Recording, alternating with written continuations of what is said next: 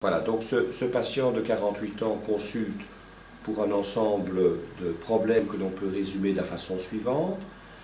Il y a une altération modérée de l'état général depuis plusieurs mois déjà, avec un amaigrissement significatif, un état de fatigue inconfortable, interférant avec la vie de tous les jours, des douleurs articulaires mais sans synovite, des myalgies, et sur le plan digestif, je retiendrai des troubles du transit avec cette notion de diarrhée occasionnelle.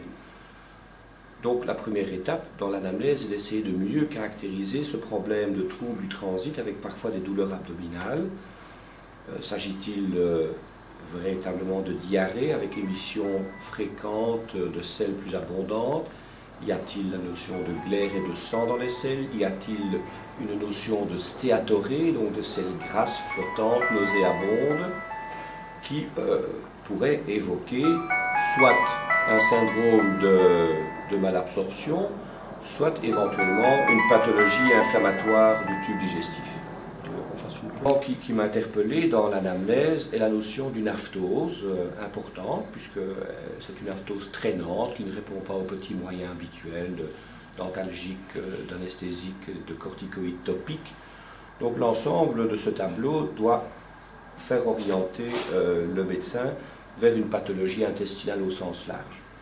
Je pense qu'a priori, avant d'avoir vu les examens complémentaires et notamment la biologie, on mettrait de côté une colopathie fonctionnelle, un simple côlon irritable, avec en tête deux hypothèses. S'agit-il d'une pathologie éventuellement inflammatoire du tube digestif, type maladie de Crohn, ou bien avec cette notion de selles que l'on dit être, si j'ai bien compris, être plutôt pâle, décolorée, nauséabonde, graisseuse, évoquer un syndrome de malabsorption au sens large.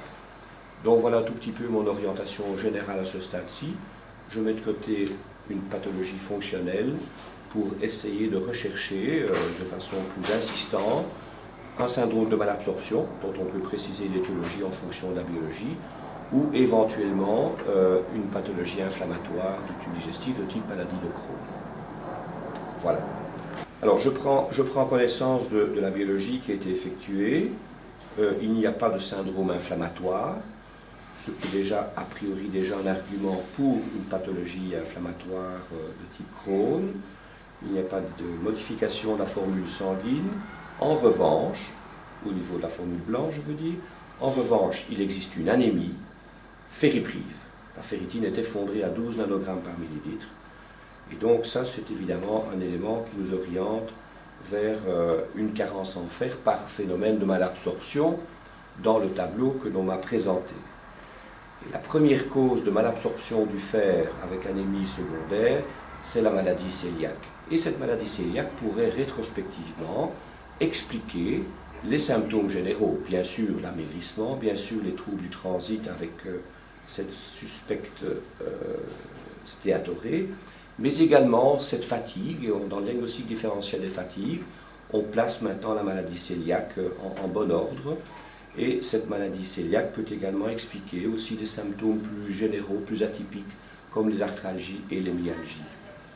Donc à ce stade-ci, devant la biologie qui ne montre pas de syndrome inflammatoire, ce qui permet donc d'écarter en première hypothèse une maladie de Crohn, on se retrouve face à un syndrome de malabsorption très nette au niveau en tout cas du fer, avec une anémie secondaire.